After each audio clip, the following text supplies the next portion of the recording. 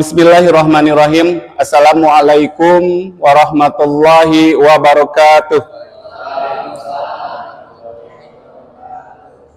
Alhamdulillahirabbil alamin wa bihi nasta'in ala umuri dunya waddin wa ala alihi washabihi ajmain. Rabbi shrah li sadri wa yassir li amri wahlul 'uqdatam min lisani yafqahu qawli. Amma ba'du. Alhamdulillah, sekarang kita semua masih diberi kesempatan nikmat oleh Allah Subhanahu wa taala untuk bisa berkumpul di tempat yang Allah berkahi ini dalam acara diseminasi implementasi budaya positif. Mudah-mudahan kita bisa mengaplikasikan budaya positif di sekolah kita ini. Mudah-mudahan kita semua bisa menjadi agen-agen yang akan menerapkan budaya positif. Tidak lupa salawat dan salam mudah-mudahan tercurahkan kepada junjungan kita, kepada Nabi besar kita, Bapak pendidikan kita sedunia, yakni Habibana wa Nabiyana Muhammad Sallallahu Alaihi Wasallam. Sebelumnya, saya ucapkan terima kasih kepada Bapak, Ibu Guru yang telah meluangkan waktunya untuk bisa bekerja sama, untuk bisa menghadiri, untuk bisa belajar bersama dalam acara diseminasi implementasi budaya positif dalam pembelajaran di sekolah kita, yaitu sekolah yang kita cintai, yaitu SMA 14 Garut. Mudah-mudahan kita semua bisa mengaplikasikannya semuanya, mudah-mudahan kita bisa menerapkannya. Nah, budaya positif ini ada 5 langkah-langkah yang harus diterapkan dalam budaya positif. Yang pertama adalah teori kontrol, yang kedua adalah keyakinan kelas, yang ketiga adalah kebutuhan dasar, dan yang keempat adalah posisi kontrol, sedangkan yang kelima adalah segitiga restitusi. Yang 5 ini adalah saling berkaitan, ya, tidak bisa salah satu ditinggalkan. Ini saling menguatkan, saling menyempurnakan antara 1, 2, 3, 4 sampai dengan 5. Makanya budaya positif ini bisa dengan optimal kalau yang 5 posisi ini, 5 strategi ini diterapkan. Jadi tahapan-tahapannya yang pertama adalah teori kontrol, yang kedua adalah keyakinan kelas, yang ketiga adalah kebutuhan dasar, yang keempat adalah posisi kontrol, dan yang ketiga adalah segitiga restitusi. Ini langkah-langkah yang harus kita lewati, yang harus kita laksanakan dalam menerapkan budaya positif. Nah, apa sih budaya positif? Budaya positif adalah pola perilaku, nilai, norma, dan sikap yang mendukung pertumbuhan, perkembangan, dan kesejahteraan individu atau kelompok. Jadi budaya positif adalah kebiasaan yang baik, baik di sekolah, di masyarakat, ataupun dalam keluarga kita masing-masing. Sekarang gimana cara menerapkan budaya positif di sekolah kita? Ya, kita sekarang fokus kepada sekolah kita saja dulu. Gimana cara menerapkan budaya positif, perilaku, nilai, norma, dan sikap yang mendukung pertumbuhan, perkembangan, dan kesejahteraan individu atau kelompok. Sekarang sebenarnya sekolah kita sudah mulai menerapkan. Nah, kalau ada pertanyaan pemantik, apa sih atau apa saja sih budaya positif yang ada di sekolah kita? Boleh satu-satu ke depan menuliskan budaya positif yang pernah diterapkan di sekolah kita. Ya, mulai dari Bapak, silakan nulis di sini. Nah, silakan tulis, boleh, terserah siap apa saja budaya positifnya.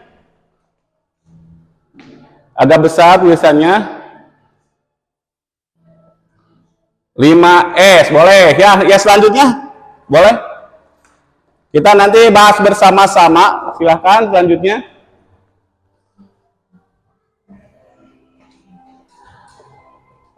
Kegiatan keagamaan. Boleh ya, lanjut selanjutnya boleh ya. Kita sama-sama untuk menerapkan budaya positif ya, yang pernah kita lakukan di sekolah kita. Apa?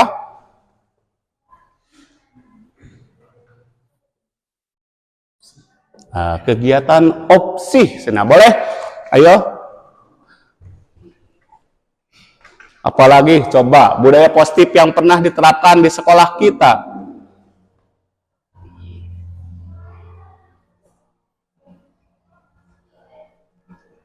Senang, boleh mau mencoba silakan ke depan. Ya, nggak apa-apa, silakan coba dulu.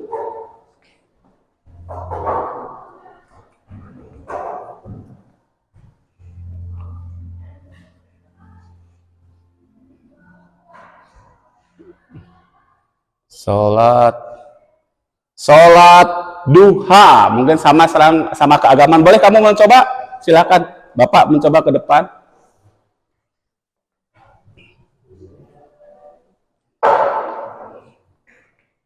Ya, bebas saja, bebas warnanya, ya.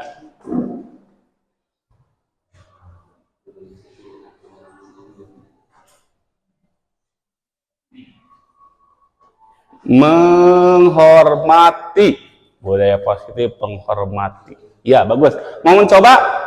Ibu, coba dari ibu gurunya. Boleh ke depan? Coba dari ibu gurunya. Bapak guru sama ibu guru pemikirannya sama tidak? Coba sama ibu gurunya. Di atas boleh ibu guru. Nah,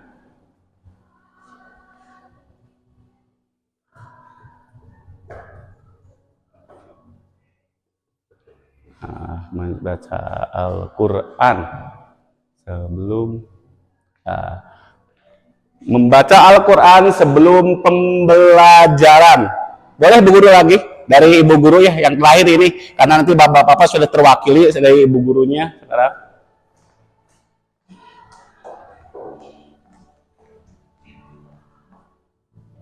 Boleh di atas Bu Guru.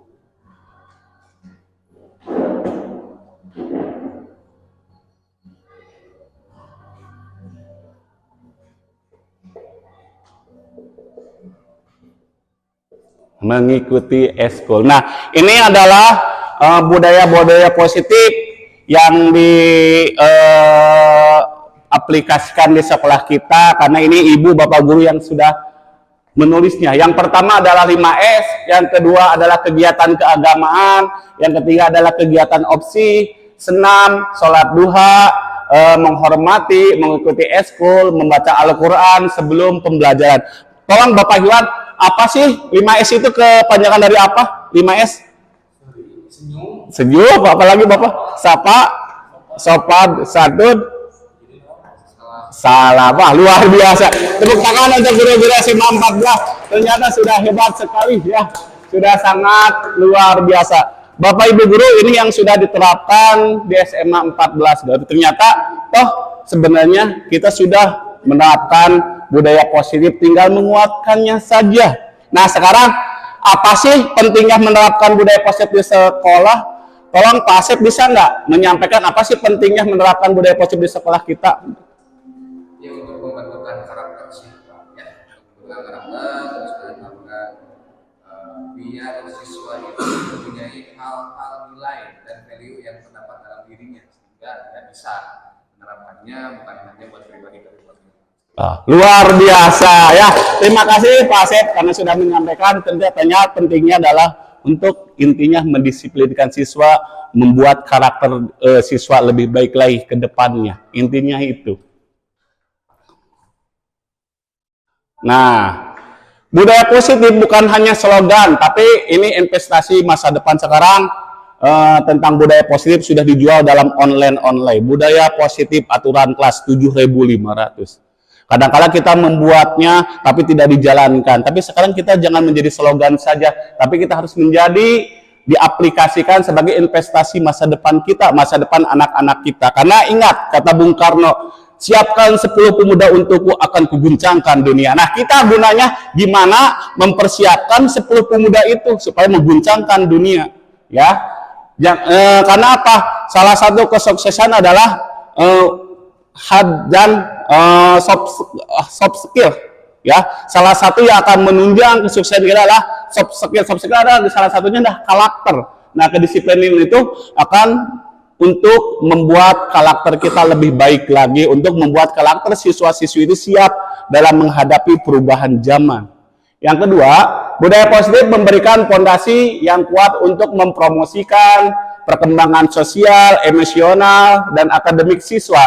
Ketika sekolah mengadopsi budaya positif, siswa merasa diterima, aman, dan didorong untuk berpartisipasi secara aktif dalam proses pembelajaran. Terus, pentingnya budaya positif terletak pada dampaknya terhadap ilmu motivasi belajar dan prestasi akademis siswa. Ketika siswa merasa terlibat dalam lingkungan yang positif, mereka cenderung lebih termotivasi untuk belajar, menjalin hubungan yang sehat, dan mengatasi tantangan dengan percaya diri. Dan ternyata budaya positif pengaruh kepada siswa-siswi kita, ya. Siswa-siswi kita lebih semangat, siswa-siswi kita akan cenderung termotivasi dalam hal belajar, karena kondisivitas sekolah itu terjamin mendukung untuk semangat siswa belajar, mendukung siswa untuk termotivasi lebih giat lagi dalam hal belajar. Makanya kita harus benar-benar menerapkan budaya positif pada anak didik kita untuk menciptakan generasi yang unggul dalam segala hal. Nah, yang pertama teori kontrol. Psikiater dan pendidikan Dr. William Glasser dalam kontrol teori yang kemudian hari berkembang dan dinamakan Church Theory, meluruskan beberapa miskonsepsi tentang makna kontrol. Yang pertama, ilusi guru menghormati murid. Kadang-kala kita sok miskomunikasi itu. Kedua, ilusi bahwa kritik dan membuat orang merasa bersalah dapat menguatkan karakter. Yang ketiga, ilusi bahwa semua penguatan positif efektif dan bermanfaat. Yang selanjutnya, ilusi bahwa orang dewasa memiliki hak untuk memaksa. Kadang-kala kalau guru zaman dulu seperti ini ya, memaksa untuk kata guru A ya A saja, guru hanya mengikuti saja, ya. Nah, 5 kebutuhan dasar manusia. Kita sebagai manusia membutuhkan 5 dasar. Yang pertama adalah kebutuhan bertahan hidup. Yang kedua adalah kasih sayang dan rasa diterima, kebutuhan untuk diterima. Yang ketiga adalah penguasaan atau kebutuhan pengakuan atas kemampuan. Yang keempat adalah kebebasan atau kebutuhan akan pilihan. Dan yang kelima adalah kesenangan atau kebutuhan untuk merasa senang. Ini adalah kebutuhan hidup yang harus dipenuhi, ya. Kebutuhan dasar seperti makan, minum itu benar-benar harus kita penuhi. Ya, seandainya kalau tidak makan, kita tidak minum, ya pastilah kita akan meninggal. Pasti kita akan ada kekurangan. Kasih sayang dan rasa diterima. Pasti kita di sekolah, di keluarga, dimanapun pengen dikasih sayang, diterima oleh anggota keluarga, diterima oleh anggota sekolah, diterima oleh anggota masyarakat. Itu salah satunya. Makanya ini merupakan kebutuhan yang sangat dasar. Yang ketiga adalah penguasaan atau kebutuhan pengakuan atas kemampuannya. Kadang-kala ada salah satu siswa atau sebagian siswa kita, kalau nilai ulangannya besar, suka saya nilainya 100 matematika minat. Mereka sangat bangganya menilainya. Nah, itulah salah satu penguasaan, pengen diakui, kebebasan. Apalagi sekarang anak SMA adalah masa-masanya perkembangan, butuh bebas. Cek bahasa India nama kumha urang weh. Usia anak SMA mah kadang-kadang seperti itu. Yang selanjutnya adalah kesenangan dan kebutuhan untuk merasa senang. Kita sudah belajar membutuhkan senang, membutuhkan nyaman, ya. Nah, sekarang, ya. Nah, ini kita yang 5 teori kontrol tadi. Teori kontrol yang 5 apa saja? Coba sebutkan. 5 kontrol itu apa? Yang pertama adalah kebutuhan bertahan hidup. Yang kedua adalah, yang ketiga, yang keempat, yang kelima. Nah, kita terapkan dalam permasalahan, ya. Next. Nah, ini aku senang main kejar-kejaran dengan ibu guru. Seru. Ini merupakan kebutuhan apa? Kesenangan. Karena ini senang sama ibu guru, pengen dikejar-kejar. Kita kan pengen senang-senang sama guru, tidak terlalu fokus belajar saja. Yang selanjutnya, ibu kejar aku karena ibu guru kesayangan aku.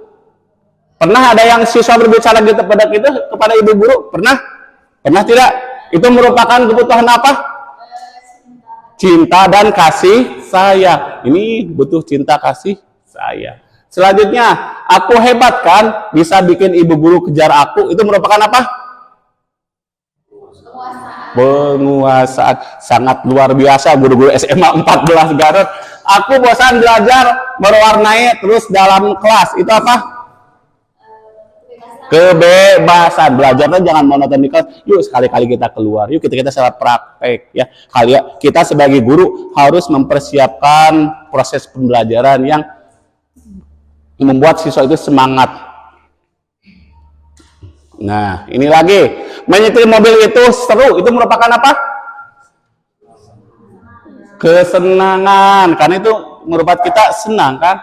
Selanjutnya, aku merasa bangga dan keren. Itu kan? Aku senang bisa pergi ke tempat-tempat yang aku suka itu. Aku bisa jalan-jalan naik mobil sama teman-temanku. Itu kebebasan.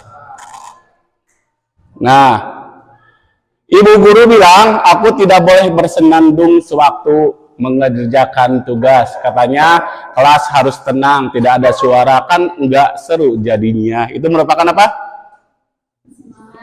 Ini sering enggak kita lakukan kepada anak-anak? Diam, Bapak lagi membahas. Diam, jangan berisik. Supaya kita melakukan seperti itu.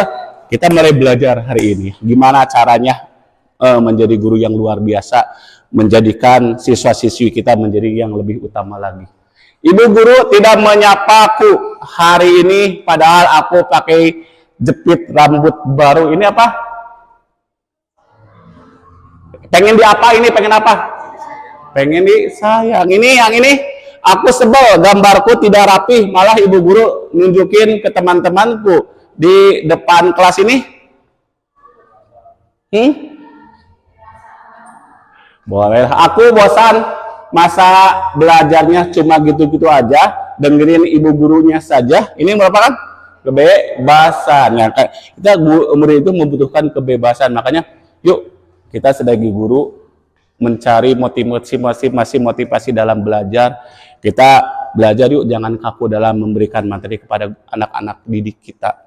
Ya, tugas kita sebagai guru gimana mencetak generasi yang lebih baik lagi. Tugas kita sebagai guru bukan hanya mengajar saja, tapi memberikan dan mencontohkan akhlakul karimah. Salah satunya adalah budaya positif supaya siswa-siswi itu lebih baik lagi.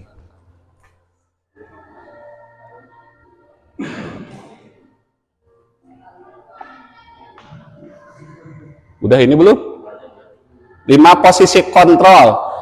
Yang pertama 5 posisi kontrol adalah penghukum, pembuat merasa bersalah, teman, pemantau, dan manajer. Nah, kita posisi guru ini ada 5. Ada yang sebagai penghukum, ada yang pembuat merasa bersalah, ada teman, ada pemantau, dan ada manajer. Posisi kita seharusnya di mana sebagai guru? Nah, seharusnya posisi kita sebagai guru harus dalam posisi manajer.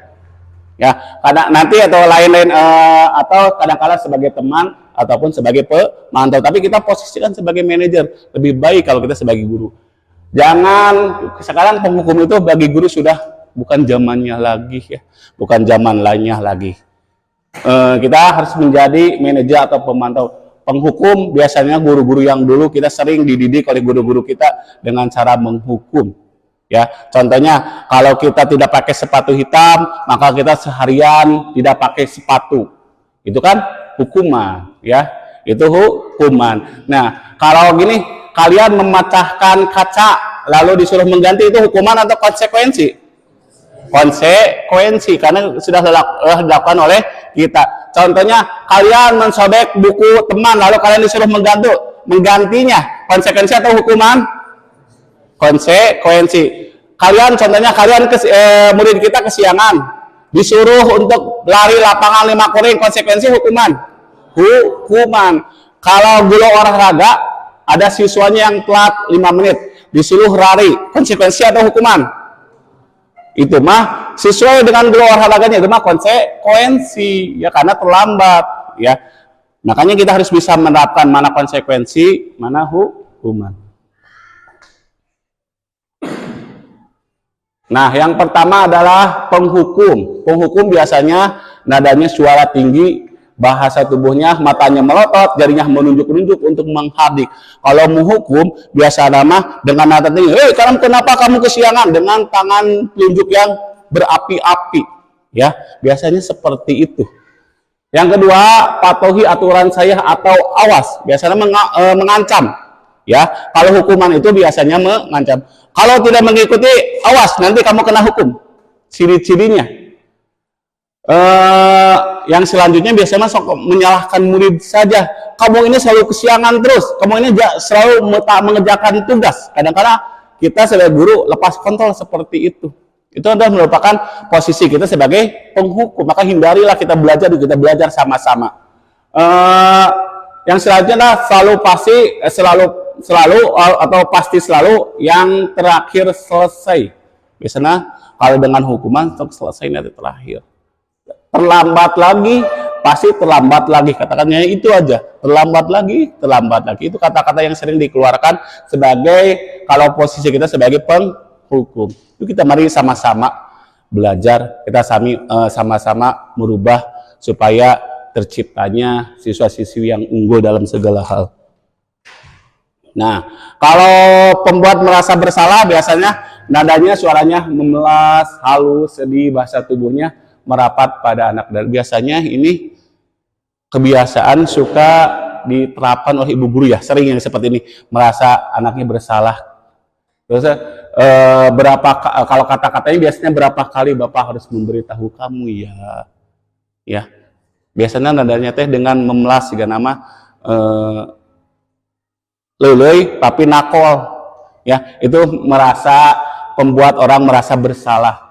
Gimana coba kalau orang tua kamu tahu kamu berbuat begini ya. Biasanya masih ada guru-guru kita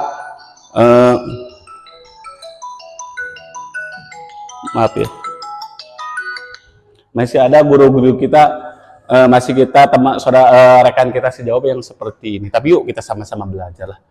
Adi, kamu ini bagaimana ya? Kamu sudah berjanji dengan ibu tidak akan terlambat lagi. Kamu kenapa ya senang sekali mengecewakan ibu? Ibu benar-benar kecewa sekali. Kadang-kadang kan masih ada ya. Kadang-kadang kita juga lepas kontrol seperti ini. Yuk kita hindari yang seperti ini. Kita belajar gimana sih caranya membuat siswa-siswi kita lebih baik lagi ke depannya. Nah, posisi teman, kadang-kala kita harus memposisikan suatu saat sebagai teman kepada murid, biar teman, apalagi kita belajar, kita mengajar anak-anak SMA, posisikan sekian waktu atau salah satu momen untuk menjadi teman, posisi teman. Nada suaranya ramah, akrab, bercanda, bahasa tubuhnya merapat pada murid, matanya senyum dan jenaka. Biasanya ini orang-orang guru yang lemah lembut, yang biasa nama bager asal menjadi teman mah biasanya posisi teman. Kalau sebagai teman biasa nama muridnya teh nyaman, merasa diakui, merasa ini. Tapi kita jangan posisi sebagai teman saja, itu lain kali boleh sebagai teman. Kata-katanya biasanya ayo bantulah demi Bapak ya. Contohnya kita sebagai wali kelas kepada anak didik kita, yuk jangan terlambat lagi, yuk kita sama-sama. Posisikan sebagai temannya. Ayo ingat tidak bantuan Bapak selama ini ya, atau ya sudah kali ini tidak apa-apa, nanti Ibu bantu bereskan. Atau Adi, ayolah bagaimana sih kemarin kamu sudah ke Bapak bukan, udah janji ke Bapak bukan, kenapa terlambat lagi, sambil tertawa. Posisinya sebagai posisi teman saja. Yang selanjutnya adalah pemantau. Pemantau biasanya nada suaranya datar, bahasa tubuhnya yang formal, ya biasanya datar. Terus peraturannya apa? Seperti itu kata-katanya. Terus apa yang telah kamu lakukan? Atau sanksi atau konsekuensinya apa? Biasanya guru, kamu terlambat 15 menit. Apa kamu sudah mengerti konsekuensi yang harus dilakukan bila terlambat? Biasanya guru itu posisi kita sebagai pemantau. Kata adik, paham Pak, saya harus tinggal kelas pada jam istirahat nanti dan mengerjakan tugas ketertinggalan saya. Kata guru, ya benar, nanti pada saat jam istirahat kamu harus tinggal di kelas untuk menyelesaikan tugas yang tertinggal tadi. Saya tunggu. Itu sebagai pemantau. Yang terakhir, posisi kita sebagai guru adalah manajer. Biasanya manajer mah nada suaranya tulus, bahasa tujuan tidak kaku, mendekat ke murid. Ini posisi yang harus kita lakukan kepada murid kita, yaitu sebagai posisi manajer. Apa yakin Apa yang kita yakini, kembali keyakinan kelas. Keyakinan kelas yang sudah kita buat. Awas, keyakinan kelas bukan dibuat oleh guru, tapi kesepakatan kelas. Semuanya kesepakatan murid-murid kita. Makanya biar kita enak, biar murid kita bertanggung jawab. Ini kesepakatan kelasnya. Ya, makanya kesepakatan kelas bukan dibikin oleh guru, bukan dibikin oleh forum guru, tapi dibikin oleh kesepakatan wali kelas sama siswanya. Itu kesepakatan kelas yang seharusnya. Alhamdulillah di sini di SMA 14 sudah diterapkan seperti itu kan. Kesepakatan kelas masing-masing kita udah disepakati dengan siswa-siswi kita. Terus apa yang kamu yakini, biasanya seperti itu.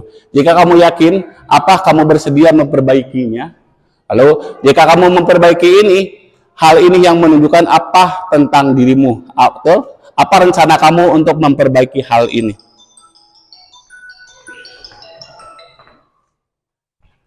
Nah, supaya lebih paham, lihat video ini ya bersama-sama. Ya, kita dengarkan.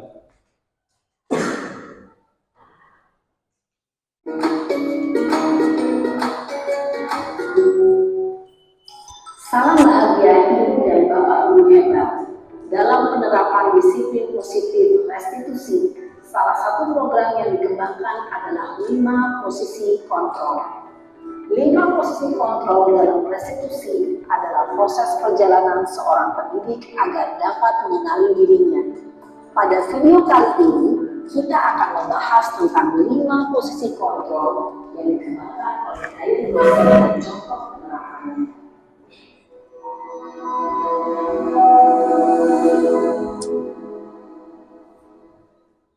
Lima posisi kontrol itu adalah 1. Posisi penghukum, 2. Posisi pembuat rasa bersalah, 3. Posisi teman, 4. Posisi pemantau atau monitor, dan 5. Posisi manajer. Untuk lebih memahami kelima posisi tersebut, mari kita saksikan kasus Naren yang terlambat hadir 20 menit di sekolah dan melihat bagaimana kelima posisi kontrol dalam menghadapi masalah tersebut.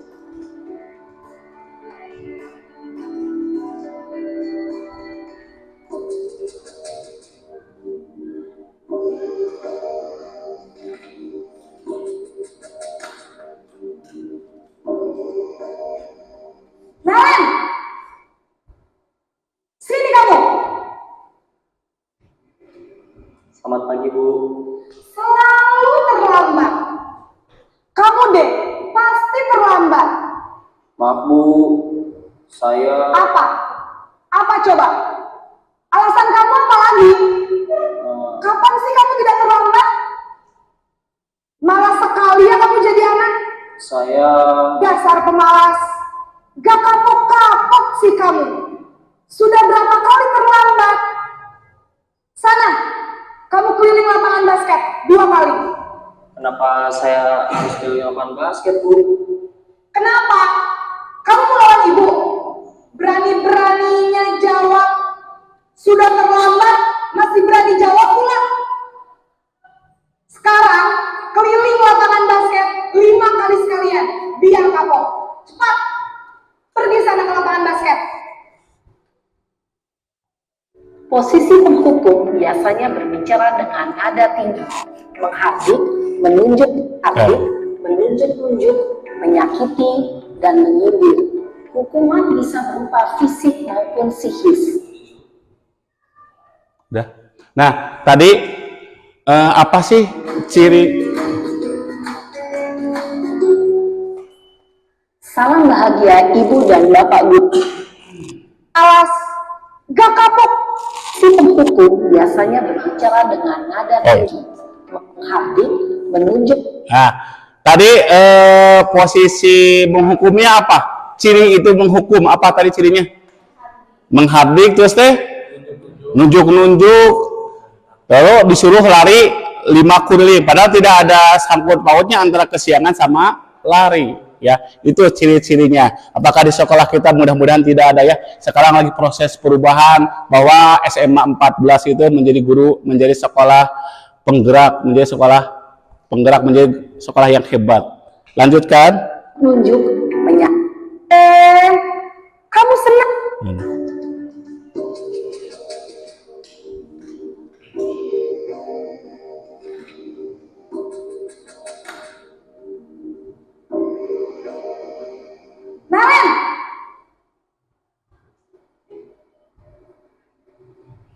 Selamat pagi, Bu. Naren, kamu kenapa terlambat lagi, nak? Ya Tuhan, Naren, kamu senang ya bikin ibu susah ya? Kalau kamu terlambat lagi, nanti ibu yang ditegur bapak kepala sekolah, nak. Disangka ibu tidak bisa membina kamu. Duh, gimana ini? Maaf, Bu. Duh, Gusti Naren, kamu suka ya kalau ibu ditegur bapak kepala sekolah? Terus, sekarang ibu harus tulis apa ini di buku absen? Ini kamu sudah sering terlambat loh. Ibu harus apa coba? Maaf, Bu. Maaf sekali. Ya sudah, lain kali jangan bikin ibu susah lagi ya nak ya. Ibu tidak akan kuat lagi kalau kamu begini terus. Bisa jantungan kalau ibu tegur bapak kepala sekolah. Sana cepat ke kelas. Maaf ya, Bu. Maaf sekali.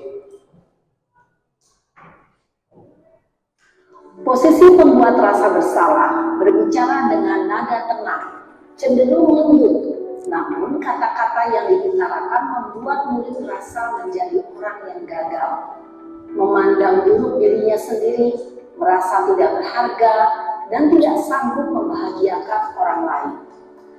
Ketika guru mengambil posisi pembuat rasa bersalah, murid akan menganggap dirinya yang bersalah dan ia akan menyimpan emosi negatif tersebut di dalam dirinya.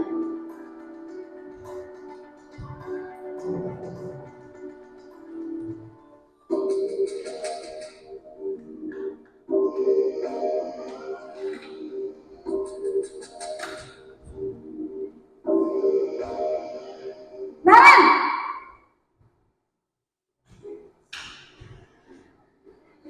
Selamat pagi, Bu. wah, sudah jam berapa ini nak? Terlambat lagi ya sayang. Iya, Bu. Habis ibu saya lupa bangunkan saya, Bu. Kamu malah menyalahkan ibu kamu. Kamu bukannya anak yang larinya paling kencang.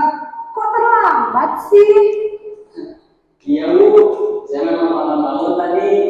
Jadi, biarpun saya lari kencang, tetap gak kejar, Bu. Ya sudah sana. Nanti lain kali larinya lebih kenceng lagi ya. Biar gak terlambat lagi. Sebaran dia ya. Bikin senang ibu. Demi ibu. Sana? Bisa, Bu. Ya sudah sana masuk kelas. Ibu beresin urusan absen kamu. Kamu ini ada-ada saja.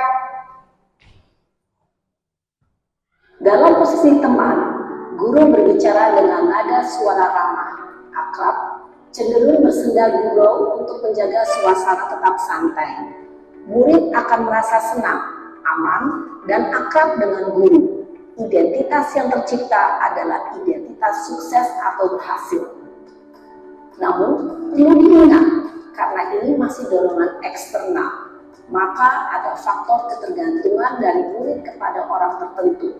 Di sini guru absennya, sehingga di lain waktu murid bisa berperilaku baik, namun hanya kepada orang-orang tertentu saja.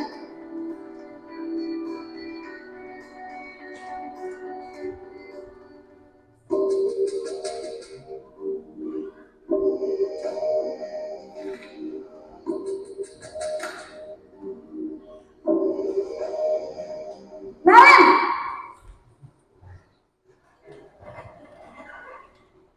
Selamat pagi, Bu. Naren, apa peraturan sekolah kita tentang jam berapa kita harus masuk sekolah, nak?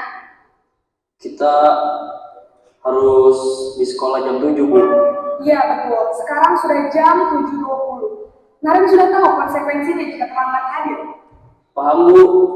Saya harus tinggal kelas pas jam istirahat selama 20 menit. Iya benar, konsekuensinya demikian. Jadi nanti jam 9.30 pas istirahat, kamu harus tinggal di kelas, kerjakan tugas tambahan untuk ketertinggalan kamu, ya? Baik, Bu. Posisi pemantau mengandalkan penghitungan atau data untuk mengontrol murid. Guru mengarahkan murid berdasarkan peraturan dan konsekuensi. Seorang pemantau menunjukkan bahasa tubuh dan ekspresi wajah yang datar dan cenderung formal.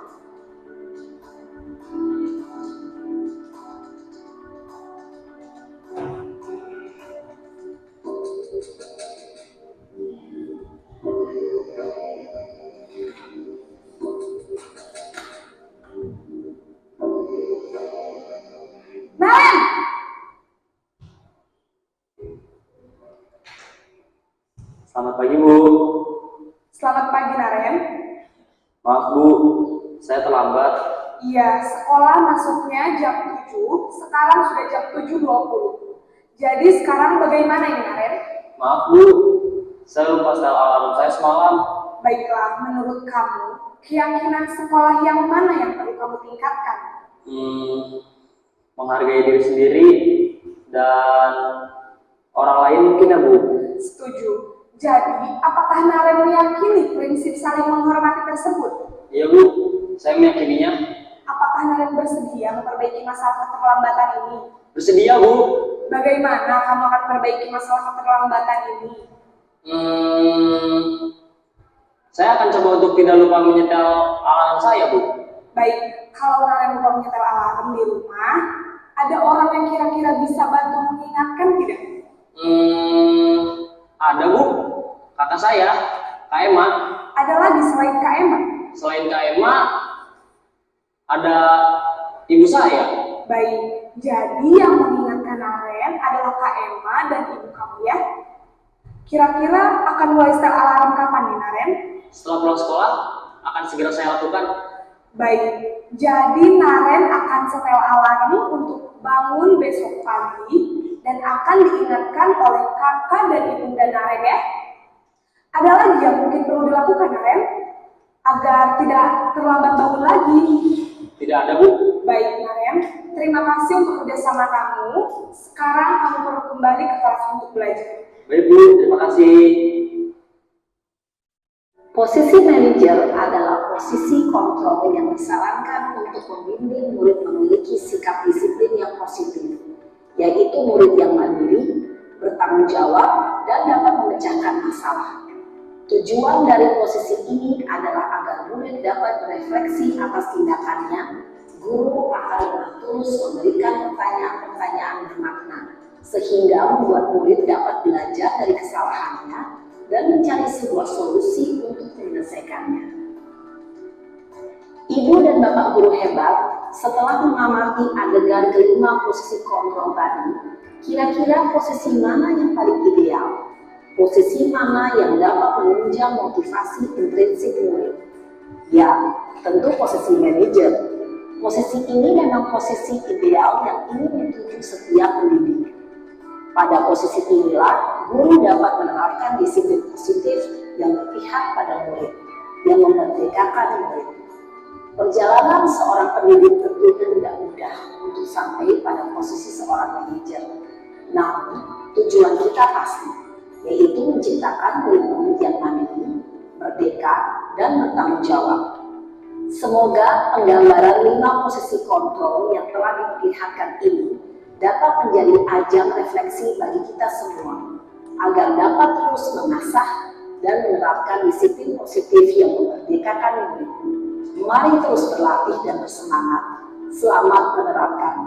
Salam dan bahagia, Ibu dan Bapak Guru hebat.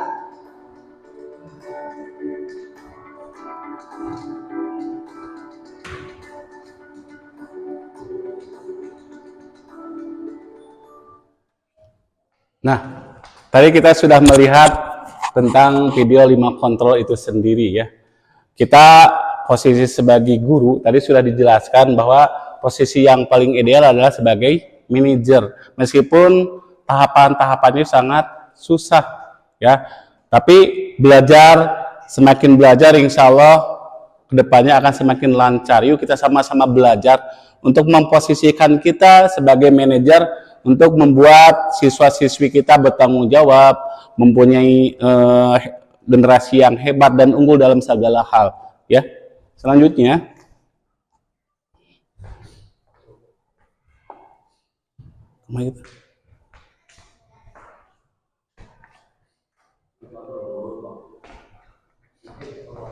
ini.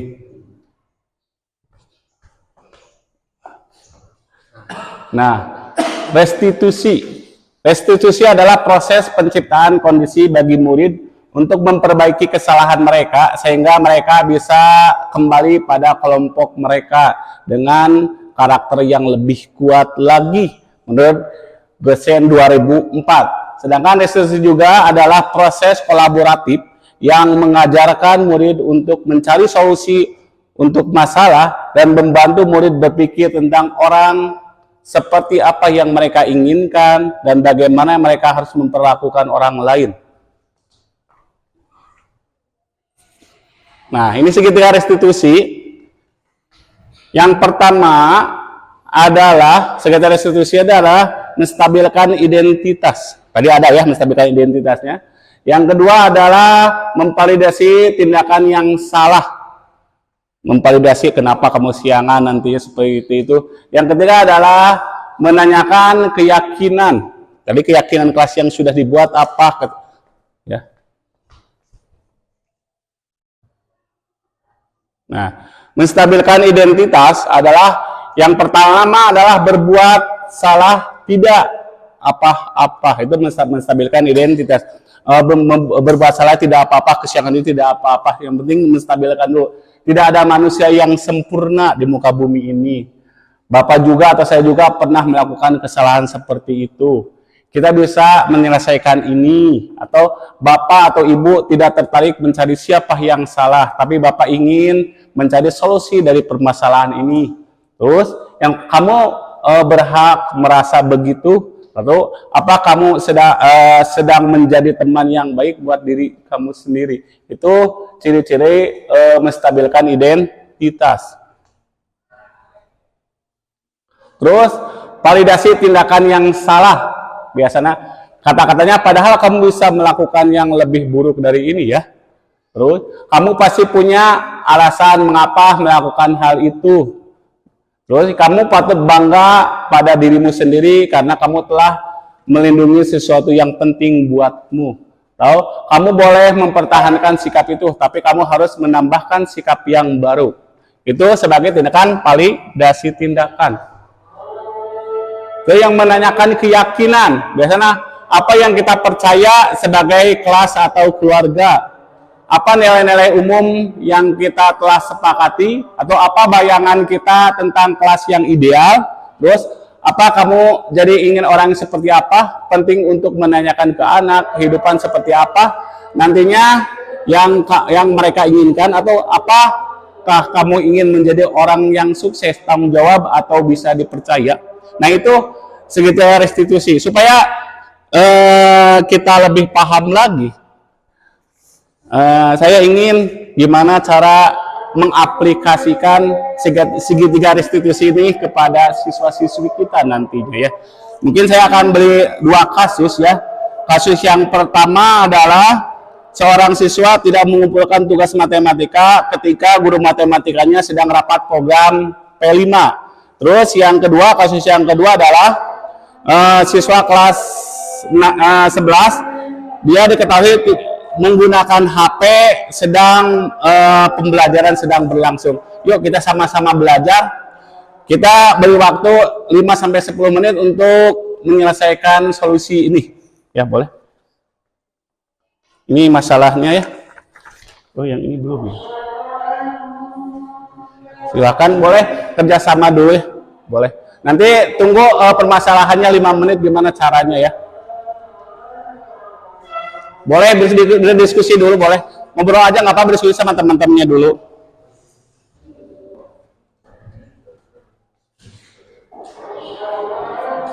Ya silakan, nggak apa-apa berdiskusi deh. Dengan menggunakan yang pertama melihat video, yang kedua gunakan segitiga restitusi ini. Boleh, silakan kerjasamanya. Ya, sok silakan gimana? Samsul tahu mengapa bapak Baca itu nanti. nggak bisa kemarin ya. Kemarin. Si Samsul Ansa itu si Darwin. Ini hubungannya ya. Jadi kemarin aku. Jadi bikin praktek masalah di depan. Nanti biar teman-teman kita tahu gimana cara menghadapi solusi ini. Ya langkah-langkah. Oke, jeng pasifnya 5 menit lagi tunggu. Ya silakan kerjakan dulu, boleh berdiskusi, silakan. Ini mau diwakili sama siapa? Bapak Asep sama Pak Agus? Pak Iwan aja. Pak Iwan boleh ya. Ini mau sama siapa? Pak Rapi sama siapa? Oh, oh sama papa sih ya boleh ya. Kita sama-sama. Yuk nggak apa-apa kita belajar kok. Kita sama-sama belajar. Nanti bapak bawa clip on-nya satu lagi ya nanti biar ini.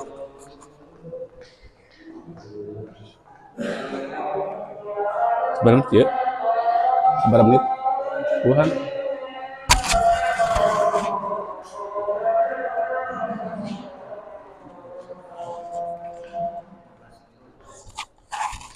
Ya silakan ibu bapak guru, mohon kerjasamanya. Kita sama-sama belajar, kita sama-sama gimana menghadapi siswa-siswi dalam permasalahannya menggunakan segitiga restitusi dan menurut video yang kita lihat tadi ya.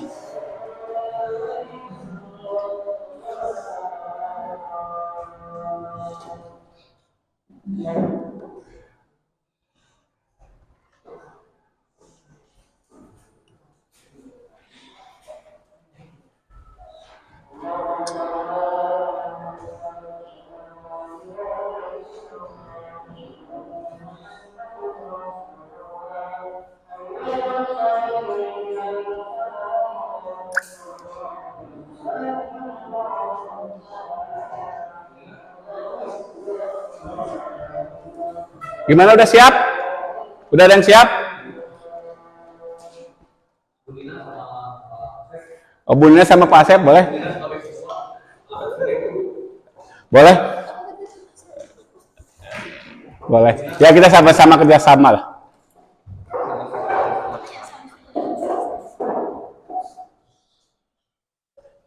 Ya boleh apa alat tulis dulu nggak apa-apa.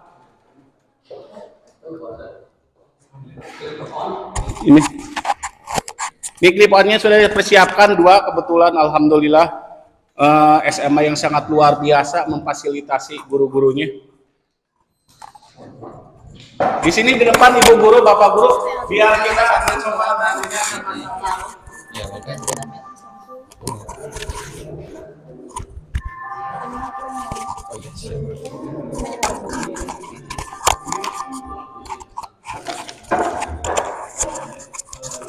Sambil duduk, sambil berdiri Pak. Boleh, kalau posisinya itu masalahnya apa, kesiangan atau apa? Diposisikannya kalau sambil duduk, sambil berdiri, posisinya cocokkan saja dengan permasalahan. Siap, berarti. Ya, ini gambaran Kali dirinya. Oh, dipanggil. Assalamualaikum, apa tuh berarti ini? Kabinet dulu. Siap. Ya, tolong ini ada teman-teman juga yang disuruh mencoba gimana menyelesaikan permasalahan budaya institusi. Mudah-mudahan kita bisa mengaplikasikan itu.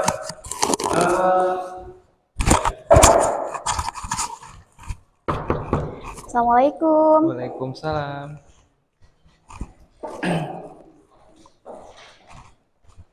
Oke, silahkan duduk ya. Selamat siang, Pak. Selamat siang. Namanya siapa? Nama saya Trisa. Oke, Trisa ya. Trisa tahu nggak kenapa Bapak manggil Trisa ke sini? Ya Pak, mohon maaf mungkin kemarin saya lupa mengumpulkan tugas, Pak. Oke, tapi kemarin masuk kelas kan? Masuk, Pak. Saya minta maaf. Iya, tidak apa-apa Trisa sih kalau seperti itu ya. Semua orang pasti tak pernah luput dari kesalahan. Itu hal yang sangat manusiawi. Saya juga dulu pasti pernah salah kok, gitu kan. By the way, kamu tidak mengumpulkan tugas gara-gara apa sih? Karena saya belum mengerjakannya, Pak. Pastilah ya belum mengerjakannya. Saya Iya, pengen tahu Pak. deh alasan konkretnya sih. Coba cerita seperti apa? Kemarin saya main handphone pas sama teman-teman scroll Iya. TikTok sampai lupa tugas, Pak. Oke, berarti bisa mengerjakan tugasnya itu karena mengerjakan tugas lagi gitu kan, sehingga tugasnya ini tidak terkerjakan. Iya, gitu Pak. kan? Betul, Pak. Oke, seperti itu. Sehingga tidurnya kemalaman, tapi masih untung sih kamu tidak kesiangan ke sekolahnya ya, seperti itu. Tapi kita masih ingat gak, Risa ya? Kita pernah bikin kesepakatan kelas tuh lah ya. Masih ingat gak kesepakatan kelasnya tuh? Untuk kesepakatan kelas ya, Pak ya? Iya. Masih Iya, ingat Pak. ya? Insya Allah, Iya, Pak, masih ingat, siap, Pak. Ya.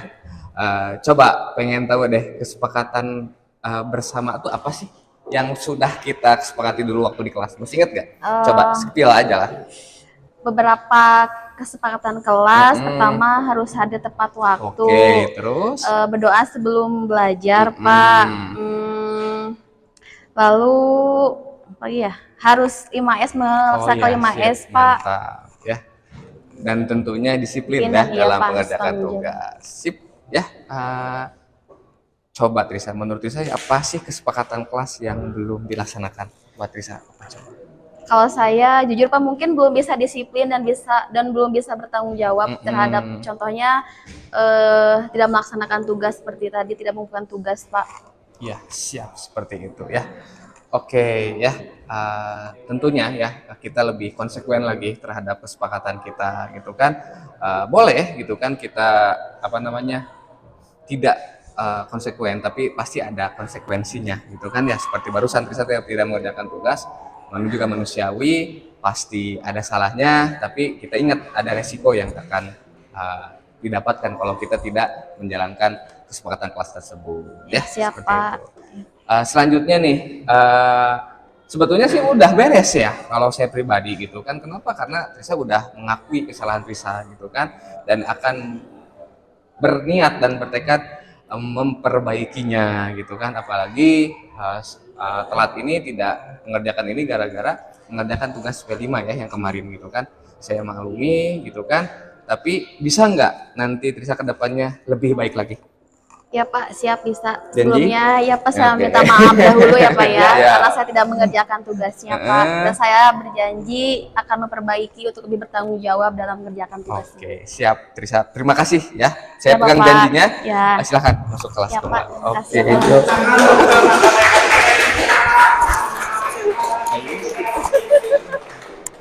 Ada yang mau coba lagi? Mau, boleh. Ibu pinjam lagi ini clip on-nya. Ini ada bapak guru yang mau mencoba lagi katanya. Kasus yang kedua ya. Coba nih. Sini di sini. Pak guru bisa. Ya sama siapa? Oh boleh. Nih, benar nih. Nih, boleh nih. Gimana posisinya boleh? Posisinya boleh. Jangan posisikan dulu. Iya. Assalamualaikum. Sebenarnya jadi sana.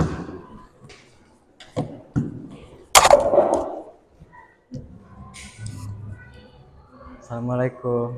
Waalaikumsalam. Silahkan Tarisa masuk. Tarisa tahu nggak kenapa Bapak memanggil kamu ke sini? Enggak Pak, kenapa emangnya? Tarisa semua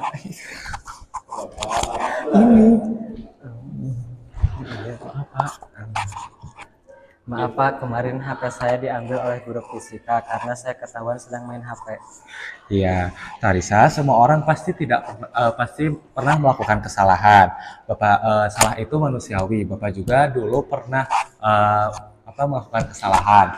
Ketika Bapak sedang rapat, ketika boring, Bapak juga suka kadang-kadang main HP gitu tanpa disengaja gitu, scroll HP gitu.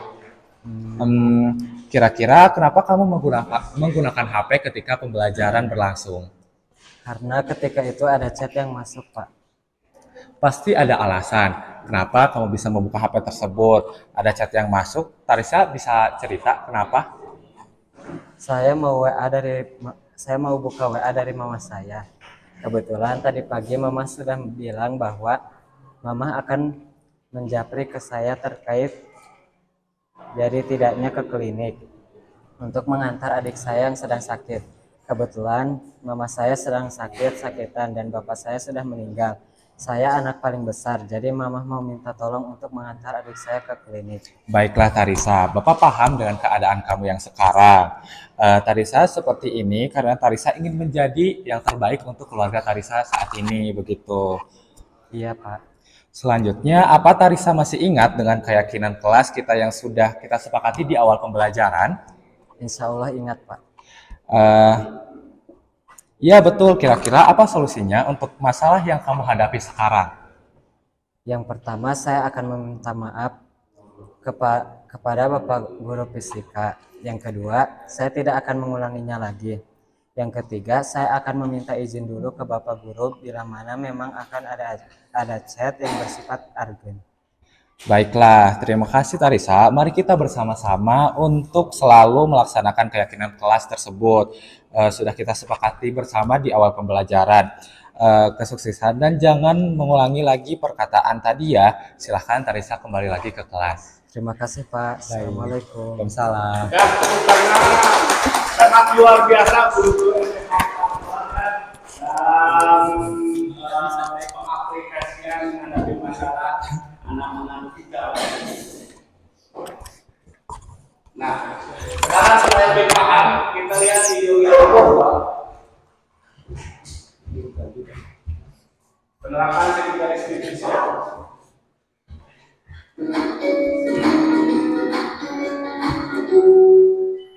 Salam dan bahagia Ibu dan Bapak Guru hebat. Pada video kali ini kita akan membahas tentang salah satu program disiplin positif yang diterapkan di lingkungan sekolah yang dikenal dengan nama restitusi.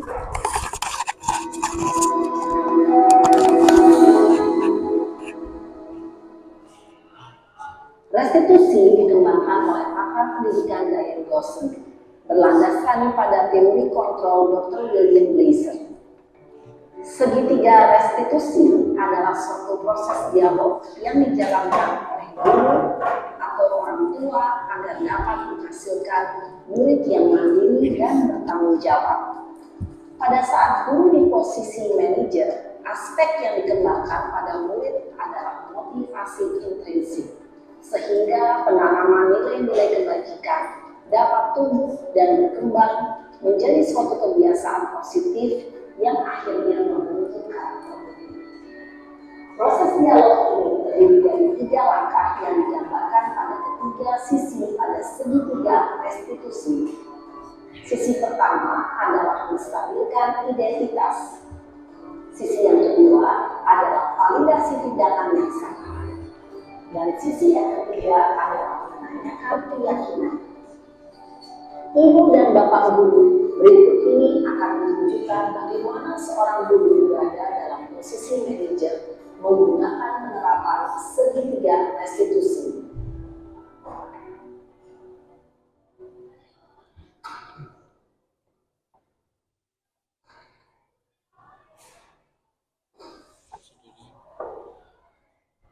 Siang Sarah. Siang Pak. Sudah lama nggak ketemu Sarah? Kenapa hadirnya dari sini? Kesel Pak, kesel banget. Masa aku dikatain tukang fitnah Pak? Ya aku marah lah. Aku udah dikatain mereka di depan kelas. Kesel banget. Oh begitu. Ya pasti kamu marah dan kesal. Bapak juga akan marah apabila ada yang menuduh Bapak seperti itu. Kemudian pada saat itu kamu mau melakukan apa?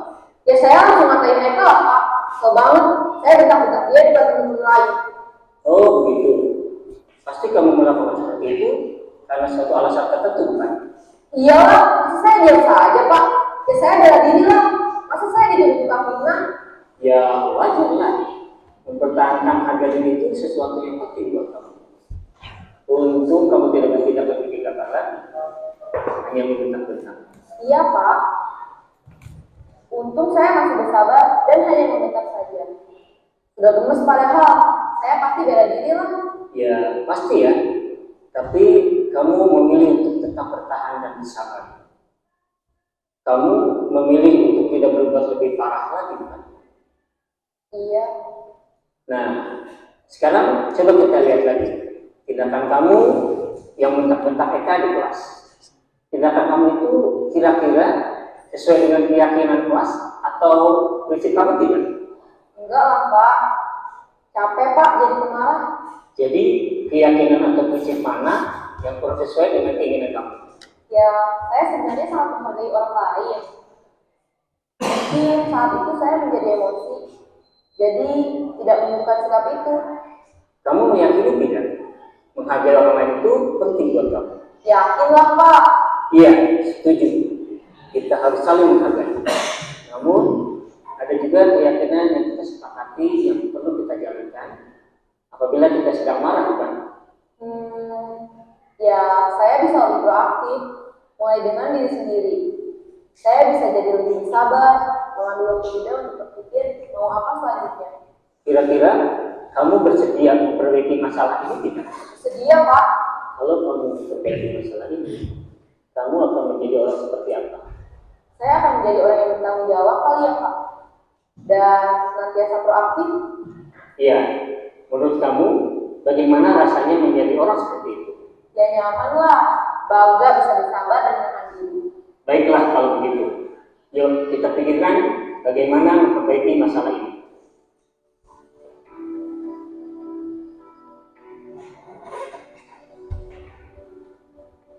Ibu dan Bapak guru hebat, baru saja kita menyaksikan contoh bagaimana seorang guru berada dalam posisi manajer menggunakan penerapan segitiga restitusi.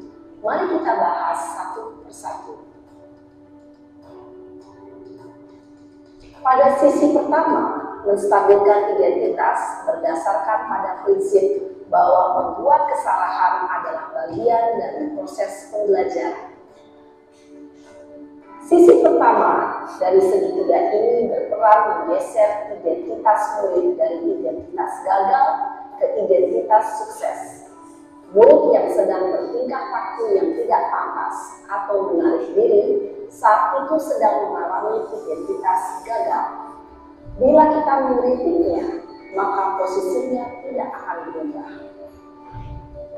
Kita bisa mengajukan pernyataan-pernyataan ini. 1. Membuat kesalahan sesuatu yang wajar. 2. Manusia tidak ada yang sempurna. 3. Kita bisa memperbaiki masalah ini. 4. Saya tidak menanyakan kesalahannya.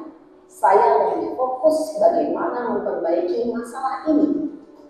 5. Apakah saat ini kamu telah menjadi orang yang baik untuk dirimu sendiri? Pada sisi kedua, validasi tindakan yang salah berlandaskan pada prinsip bahwa setiap perilaku berupaya memenuhi suatu kebutuhan tertentu. Guru yang telah memahami teori kontrol akan bergeser dari pemikiran stimulus respon menjadi proaktif dan mencoba untuk mengenali tujuan dari perilaku murid, mengenali dan mengakui kebutuhan murid ini dapat memperbaiki hubungan dengan murid tersebut.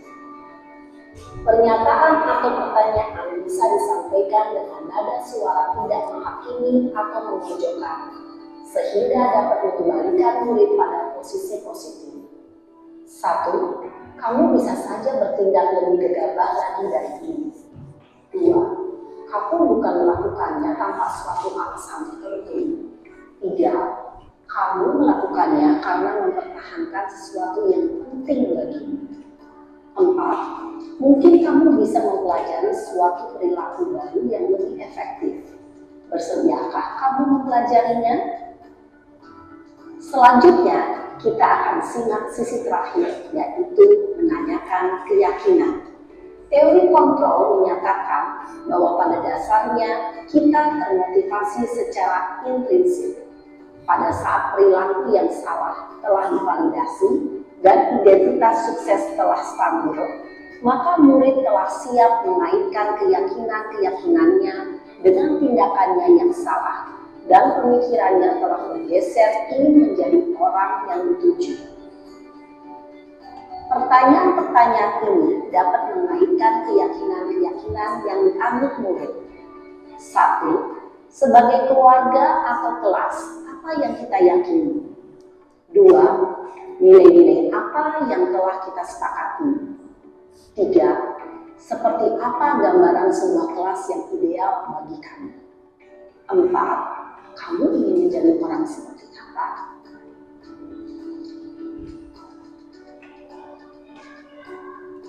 Dalam menerapkan segitiga restitusi, perlu diperhatikan beberapa hal, yaitu 1. Perilaku yang salah perlu dikaitkan dengan nilai-nilai atau keyakinan-keyakinan yang telah disepakati atau diakini. 2. Kesediaan orang yang melakukan kesalahan untuk memperbaiki masalah. Tiga, pemecahan masalah sebisa mungkin relevan atau memiliki hubungan dengan masalah yang ada. Empat, usaha. Perlu adanya suatu usaha perbaikan dari pihak yang berbuat kesalahan. Lima, waktu. Perlu didedikasikan waktu dan pihak yang berbuat kesalahan. Tanyakan kapan akan mulai melakukan usaha untuk memperbaiki masalah. Dengan memahami struktur penerapan segitiga restitusi, diharapkan guru dapat menerapkan posisinya sebagai manajer dengan mengajukan pertanyaan-pertanyaan bermakna yang dapat membuat murid menjadi lebih percaya diri, bertanggung jawab, dan mandiri. Nah, Ibu Bapak Guru perlu tidaknya mengikuti ketiga tahapan dalam segitiga restitusi bergantung pada ringan beratnya suatu permasalahan. Misalnya, bila permasalahan tersebut ringan, maka tidak perlu dijalankan secara berurutan, bahkan bisa semudah menanyakan apa keyakinan yang kita sepakati. Dengan menjalankan segitiga restitusi, dengan mengajukan pertanyaan-pertanyaan bermakna, diharapkan murid menjadi lebih kuat secara pribadi, dapat membuka wawasan murid agar dapat menyelesaikan permasalahannya sendiri, semakin percaya diri, mandiri, dan merdeka. Salam dan bahagia, Ibu Bapak Guru hebat.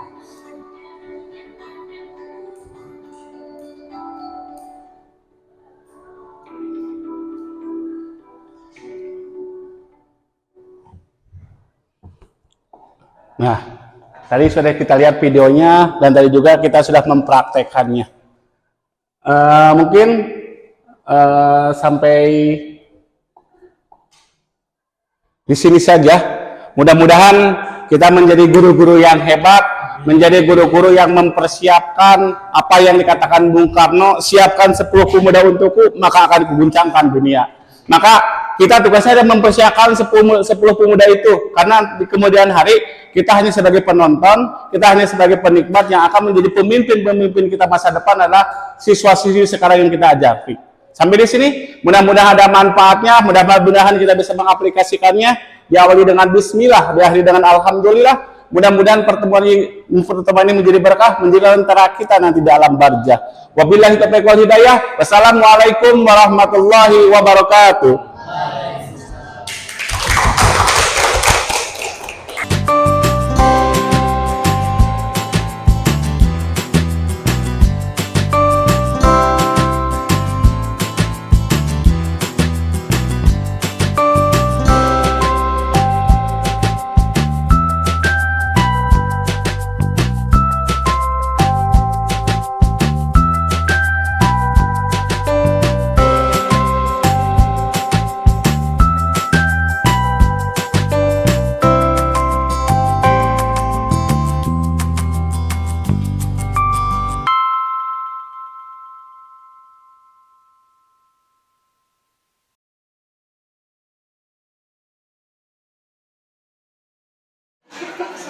Waalaikumsalam, silakan duduk Regi. Regi tahu nggak kenapa Bapak ngambil video sini? Maaf Pak, kemarin HP saya diambil oleh guru fisika karena saya ketahuan sedang main HP. Regi, semua orang pasti tidak lupa dari kesalahan, itu manusiawi. Tidak ada manusia yang sempurna di dunia. Bapak juga pernah melakukan kesalahan tersebut saat merasa boring, bosan, ketika rapat sedang berlangsung. Kadangkala Bapak suka main HP dan tidak memperhatikan. Kira-kira kenapa kamu menggunakan HP saat Bapak Iwan sedang menjelaskan? Karena ketika itu ada chat saya yang masuk Pak. Pasti ada alasannya kenapa kamu ingin segera membuka chat yang masuk. Benar nggak, Regi? Ya Pak, saya mau membuka WA dari mama saya. Kebetulan tadi pagi mama sudah bilang bahwa mama akan menjampi ke saya terkait dari tidaknya ke klinik untuk mengantarkan adik saya yang sedang sakit. Kebetulan mama saya sering sakit-sakitan dan bapak saya sudah meninggal. Saya anak paling besar, jadi mama mau minta tolong untuk mengantar adik saya ke klinik. Baik, Regi. Bapak paham dengan keadaanmu. Bapak yakin Regi pasti ingin menjadi orang yang bertanggung jawab, yang perhatian kepada keluarganya. Iya Pak. Selanjutnya, apa Regil masih ingat nggak dengan kesepakatan kelas atau keyakinan kelas yang sudah kita sepakati waktu pembelajaran? Insya Allah ingat Pak. Apa keyakinan kelas yang belum kamu terapkan? Yaitu saling menghormati. Iya betul. Kira-kira apa solusi dan untuk masalah yang kamu hadapi sekarang solusinya gimana? Yang pertama saya akan meminta maaf Iya. ke Bapak Guru Fisika. Yang kedua saya tidak akan mengulangi lagi. Dan yang ketiga saya akan meminta izin dulu ke Bapak Guru bila mana akan ada chat yang bersifat Baiklah, terima kasih Regil. Mari kita sama-sama untuk selalu melaksanakan keyakinan kelas yang kita sudah sepakati untuk mencapai pendidikan lebih baik lagi. Dan Bapak harap jangan mengulangi kesalahan yang tadi. Silahkan Regil masuk ke kelas lagi. Terima kasih Pak.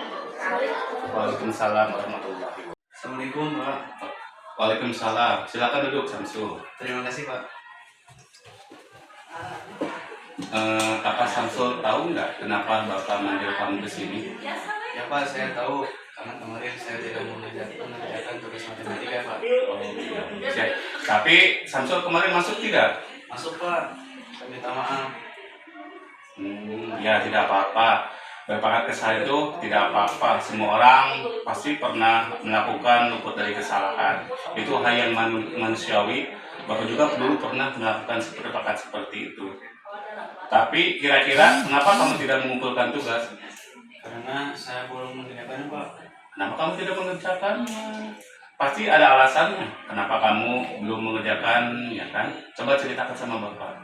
Saya ngantuk Pak, serta mata lelah karena semalam saya bermain game sampai jam 12 malam. Jadi saya ngantuk. Untung saja ke sekolahnya juga tidak kesiangan. Tapi Samsul, kamu ingat tidak dengan keyakinan kelas kita yang sudah kita sepakati di awal pembelajaran? Insya Allah ingat Pak. Apa? Coba sebutkan kesepakatan kelas yang sudah kita sepakati. Coba ceritakan sama Bapak. Selalu berdoa sebelum sesudah dan sebelum berdoa. Iya.